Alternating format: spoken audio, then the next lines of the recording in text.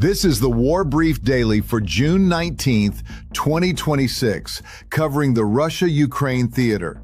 Tonight, we are tracking 4 confirmed developments. First, Ukraine's largest drone offensive against Moscow in 2 years. Second, Russia's overnight drone campaign against Ukraine with confirmed energy infrastructure damage. Third, the G7 summit delivered a unified Ukraine support package, including Patriot interceptor production discussions. And fourth, Ukraine's deep strike energy campaign is now documented as cutting Russian oil output 10% below target. First, Ukraine's mass drone attack on Moscow. This is confirmed. Russia's own Ministry of Defense acknowledged intercepting approximately 556 drones over Moscow and surrounding areas. Confirmed targets include the Solnechnogorsk oil terminal north of Moscow, the Elma Technology Park in Zelenograd, a military electronics complex, and Angstrom JSC, a Russian manufacturer of microchips and semiconductor components used in weapons production. Russian authorities confirmed 3 people killed in Khimki and Pogorelki, 12 others injured. Battle damage assessment on facility damage is still developing. Russia responded by ordering airspace restrictions over Moscow City, Moscow Oblast, and 6 surrounding oblasts beginning June 20th. Here is what matters. This is not a symbolic strike.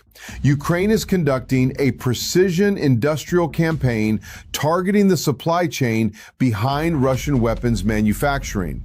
Russia intercepted 556 drones and still took confirmed casualties and confirmed infrastructure fires. The attack got through at operational scale. Second, Russia's overnight drone attack on Ukraine. This is confirmed by the Ukrainian Air Force. Russian forces launched 119 drones, Shahid, Gerbera, and Italmas variants from 6 directions. Ukrainian air defenses down 97 of 119. 20 drones struck 11 confirmed locations. D-Tech, Ukraine's largest energy company, confirmed a hit on an energy facility in Dnipropetrovsk Oblast, cutting power to more than 19,400 consumers. Outages were confirmed across Donetsk, Zaporizhia, Kharkiv, and Chernihiv Oblasts.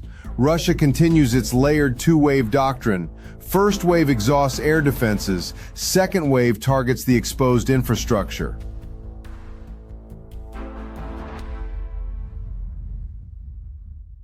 Third, the G7 summit. This is confirmed.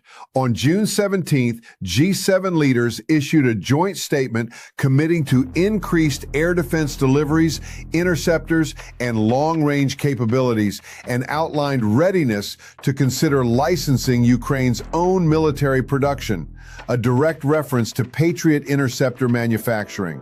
The U.S. is reviewing this, but has made no final decision.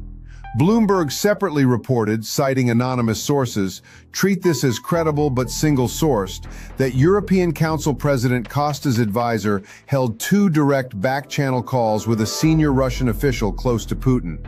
Note the strategic paradox. Russia is engaging European diplomats while continuing to cut Ukraine out of any negotiating framework entirely. Fourth, Russia's oil crisis. This is confirmed by the International Energy Agency. Russian crude output in May fell to 8.7 million barrels per day, 5% below May 2025 levels and 10% below Russia's own target for the month. 53 Russian federal regions and all 5 occupied Ukrainian territories are now imposing gasoline rationing, with 18 regions capping purchases at 50 liters per transaction.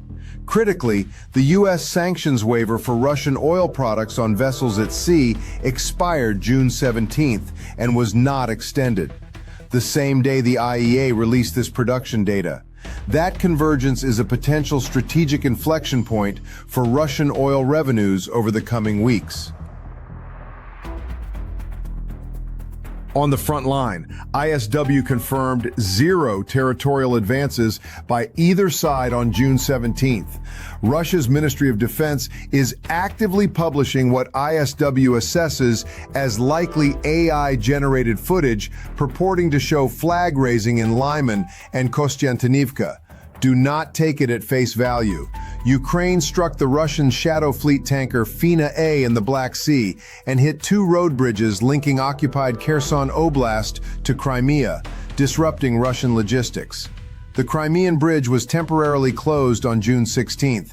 Watch for Ukraine's official battle damage assessment on the Elma Technology Park and Angstrom JSC.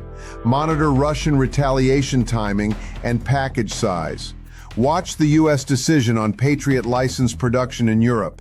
Track Moscow airspace restrictions as they take effect June 20th.